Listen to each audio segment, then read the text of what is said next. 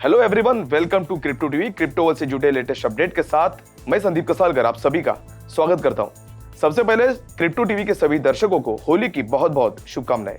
आइए देखते हैं क्या कुछ हुआ क्रिप्टो की दुनिया में। रुक करते हैं पहले हेडलाइंस की ओर।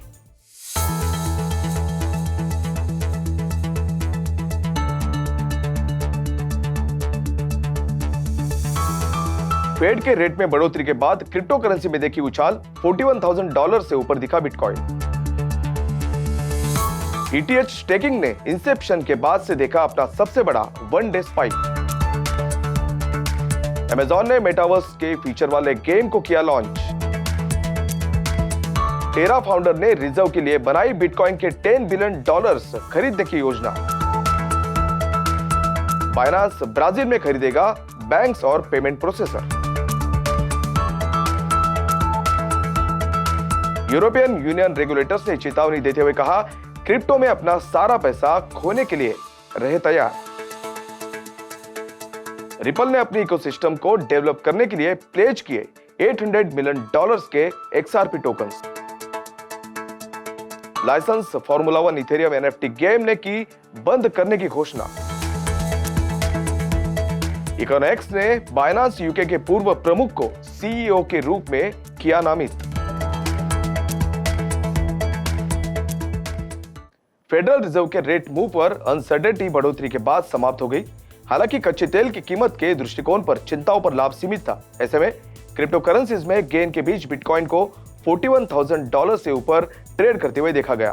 फेडरल रिजर्व ने बढ़ते इन्फ्लेशन के बीच 25% इंटरेस्ट रेट्स हाइक के साथ पैंडेमिक इरा इजी मनी पॉलिसी को खत्म कर दिया, जो कि 2018 के बाद देखी गई सबसे बड़ी बढ़ोतरी है। फेड ने 6 और दरों में बढ़ोतरी का अनुमान लगाया है। हालांकि इन्फ्लेशन के ट्रैजेक्टोरी के बारे में उसका दृष्टिकोण काफी बढ़ गया है। ऐसे में इस साल अब 4% से ऊपर का फोरकास्ट है। यूएस एनर्जी इंफॉर्मेशन एडमिनिस्ट्रेशन आने वाले महीनों में तेल की कीमतों को $100 प्रति बैरल से अधिक होते हुए देख रहा है, जो यूक्रेन में रशिया के युद्ध और रूस के खिलाफ प्रतिबंधों के बाद टाइट एनर्जी मार्केट से जियोपॉलिटिकल रिस्क को दर्शाती है। इन सब के बीच बिटकॉइन को पिछले 24 घंटों में लगभग 2% की वृद्धि के साथ $41,000 के ऊपर देखा गया, जबकि ईथर ने 5% की बढ़ोतरी के साथ $2,800 पर ट्रेड किया। आंकड़ों के अनुसार दिसंबर 2020 में नेटवर्क के लॉन्च होने के बाद से इथेरियम की जमा राशि के एक दिन की सबसे बड़ी बढ़ोतरी देखी गई। 15 मार्च को $550 मिलियन के 200,000 से अधिक ETH बेकॉन चेन को भेजे गए थे, जो कि 50,000 ETH या उससे कम एक दिन से 4 गुना अधिक है। ट्रांसफर ब्लॉकचेन स्टार्टअप कॉन्सेंसस के $450 मिलियन के फंड रेजिंग के साथ कोइंसाइड करता है।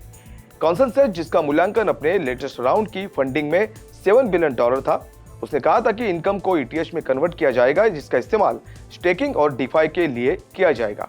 ऐसे में कुछ एनालिस्ट ने ETH डिपॉजिट में उछाल को टेस्टनेट पर मर्जर के बाद हिस्सेदारी पर विश्वास में बढ़ोतरी के रूप में देखा है। इथेरियम इस हफ्ते की शुरुआत में ब्लॉकचेन के प्रूफ ऑफ स्टेक नेटवर्क के इवेंचुअल मूव से पहले किल टेस्टनेट पर मर्ज हो गया था। ऐसे में नेटवर्क वैलिडेटर्स अब ट्रांजैक्शंस वाले पोस्ट मर्ज ब्लॉक्स का प्रोड्यूस कर रहे हैं। Amazon ने इस हफ्ते की शुरुआत में एक online role playing game launch किया है, जिसे लोगों के लिए क्लाउड कंप्यूटिंग स्किल्स को आसान बनाने के लिए डिजाइन किया गया है। Game AWS cloud quest cloud practitioner users को अपना खुद का अवतार बनाने की अनुमति देता है, जो एक वर्चुअल सिटी के माध्यम से चलता है। इसके नागरिकों को टेक्नोलॉजी से संबंधित क्लाउड मुद्दों को हल करने में मदद करता है। Users Amazon web services, simulations और पजल्स को पूरा करने के लिए पॉइंट्स अर्न करते हैं, जो न्यू कैरेक्टर स्टाइल्स, पेट कंपेनियंस, सिटी थीम्स और वर्चुअल आइटम जैसे होवरबोर्ड और यूनिकॉर्न पूल फ्लॉट जैसी चीजों को अनलॉक कर देंगे। Amazon ने कहा कि क्लाउड क्वेस्ट को कंप्यूटिंग, स्टोरेज, डेटाबेस और सुरक्षा सेवाओं के साथ साथ बेसिक क्लाउड सॉल्यूशंस के निर्माण का मार्गदर्शन करने के लिए core AWS services and categories की व्याख्या करने में मदद करने के लिए लॉन्च किया गया था। क्वर्की ऑनलाइन गेम के अलावा Amazon ने अदर क्लाउड ट्रेनिंग सर्विसेज भी शुरू की है। AWS कर्मचारियों को उनके करियर और क्लाउड एक्सपर्टीज को आगे बढ़ाने में मदद करने के लिए कई प्रकार के सर्टिफिकेशंस प्रदान करता है। टेराफॉर्म लैब्स TFL और इथेरियम कॉम्पिटिटर टेरा के संस्थापक डू क्वान ने प्रोजेक्ट्स के स्टेबल कॉइन रिजर्व में जोड़ने के लिए $10 बिलियन के बिटकॉइन BTC को जमा करने की योजना की रूपरेखा तैयार की है। क्वान ने सोमवार को ट्विटर के जरिए से नोट किया कि टेरा अपने रिजर्व बनाने के लिए अपनी नेटिव एसेट लूना को नहीं बेचेगी और कहा कि इस बारे में अधिक जानकारी जल्द ही आ रही है। इस स्टेज पर अब तक एग्जैक्ट डिटेल्स नहीं है। हालांकि क्वोन ने इस बात पर भी जोर दिया कि इसकी स्टेबल कॉइन टेरा यूएसटी बीटीसी रिजर्व्स में $10 बिलियन से अधिक समर्थित बिटकॉइन स्टैंडर्ड का एक नया मॉनेटरी ईरा ओपन होगा। जब ट्विटर पर यूजर्स ने कौन से पूछा कि बीटीसी रिजर्व्स का उपयोग किस लिए किया जाएगा, तो उन्होंने जवाब दिया कि फंड्स का उपयोग बैकस्टॉप शॉर्ट टर्म यूएसटी रिडेम्पशंस और डिसेंट्रलाइज्ड फॉरेक्स रिजर्व के लिए किया जाएगा। बाइनेंस के सीईओ चैंगपेंग ज़ियाओ ने बुधवार को कहा कि ट्रेडिंग वॉल्यूम के हिसाब से दुनिया का सबसे बड़ा क्रिप्टोकरेंसी एक्सचेंज ब्राजील में बैंक्स और पेमेंट प्रोसेसर्स को एक्वायर कर रहा है। रियो दी जेनेरो में आयोजित एक इथेरियम कम्युनिटी इवेंट इथेरियम रियो में बोलते हुए ज़ियाओ ने यह भी कहा कि कंपनी ब्राजील में अपनी 100 लोगों वाली टीम को मजबूत करना चाहती है। ज़ियाओ का यह बयान तब आया जब बाइनेंस ने सोमवार को ब्राजीलियन सिक्योरिटीज ब्रोकरेज सिम्पॉल इन्वेस्टमेंटोस के एक्वायर के लिए एक मेमोरेंडम ऑफ अंडरस्टैंडिंग एमओयू पर साइन किया है। ज़ियाओ के अनुसार एक्सचेंज की योजना हेल्दी और कोलैबोरेटिव तरीके से क्रिप्टो उद्योग के विकास को बढ़ावा देने के तरीके खोजने के लिए रेगुलेटर्स और सरकारी एजेंसियों के साथ मिलकर काम करने की है। यूरोपियन यूनियन में टॉप फाइनेंशियल रेगुलेटर्स के एक ग्रुप ने गुरुवार को चेतावनी दी कि इन्वेस्टर्स को क्रिप्टो एसेट्स में अपना सारा पैसा खोने की संभावना का सामना करना चाहिए। रेगुलेटर्स ने चेतावनी दी कि क्रिप्टो एसेट्स हाईली रिस्की है और कंज्यूमर्स की सुरक्षा के लिए सफिशिएंट मेजर्स की जरूरत है, जो हाल के समय में ईयू में मौजूद नहीं है। रेगुलेटर्स बहुत चिंतित है कि ज्यादा कंज्यूमर्स 17,000 अलग अलग क्रिप्टो एसेट्स खरीद रहे हैं, जिसमें बिटकॉइन और ईथर भी शामिल है, जो कि जोखिम से पूरी तरह से अवगत हुए बिना मार्केट का 60% हिस्सा है। ग्रुप ने यह भी चेतावनी दी है कि क्रिप्टो इन्वेस्टर्स को मिसलीडिंग एडवर्टीजमेंट से भी अवगत होना चाहिए, यहाँ तक कि सोशल मीडिया पर और इन्फ्लुएंसर से भी। US based blockchain company ripple ने अपने पेमेंट फोकस लेजर पर निर्माण करने वाले प्रोजेक्ट डेवलपर्स का समर्थन करने के लिए अपने नेटिव टोकन XRP का 1 बिलियन देने का वादा किया है।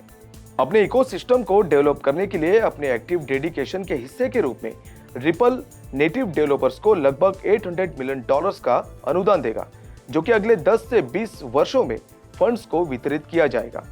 कंपनी के open source development platform XRP ledger XRPL की जनरल मैनेजर मोनिका लॉन्ग ने बताया कि ग्रांट की पेशकश करने का निर्णय वहां प्रोजेक्ट्स को बनाने वाले डेवलपर्स की बढ़ती संख्या का परिणाम था। रिपल की नई फंडिंग 2020 में लॉन्च किए गए स्टार्टअप के लिए ग्रांट प्रोग्राम पर आधारित है। उस कार्यक्रम के माध्यम से 50 से ज्यादा ओपन सोर्स प्रोजेक्ट्स को फाइनेंशियल सपोर्ट में $6 मिलियन से ज्यादा प्राप्त हुआ है। गेम सॉफ्टवेयर कंपनी एनिमुका ब्रांड्स ने अपने फॉर्मूला 1 आधारित NFT game F1 delta time को बंद करने की घोषणा की है, क्योंकि कंपनी ने कार रेसिंग लीग की एसेट्स का उपयोग करने के लिए अपने लाइसेंस को रिन्यू नहीं करने का विकल्प चुना है। हांगकांग स्थित यूनिकॉर्न ने कहा कि वो मोटोजीपी इग्निशन, फॉर्मूला ई हाई वोल्टेज, रेव रेसिंग और टॉक ड्रिफ्ट सहित अपने रेव मोटरस्पोर्ट इकोसिस्टम में अन्य खेलों के लिए NFT के साथ करंट ओनर्स की F1 डेल्टा टाइम एसेट्स को बदल देगा। शटर्ड गेम के लिए NFTs को प्रॉक्सी एसेट्स के लिए भी स्वैप किया जा सकता है, जिसका इस्तेमाल रेव मोटरस्पोर्ट इकोसिस्टम में प्रोडक्ट्स के लिए NFT हासिल करने के लिए किया जा सकता है। बता दें कि F1 2019 में ब्लॉकचेन स्पेस में एंट्री करने वाली पहली प्रीमियम स्पोर्ट्स लीग में से एक थी। आज के लिए बस इतना ही। क्रिप्टो वर्ल्ड से जुड़ी नई खबरों के साथ बने रहे क्रिप्टो टीवी के साथ। तब तक के लिए मैं संदीप कसालकर आपसे विदा लेता हूं और हाँ, क्रिप्टो टीवी के सभी दर्शकों के लिए होली की बहुत बहुत शुभकामनाएं। नमस्कार।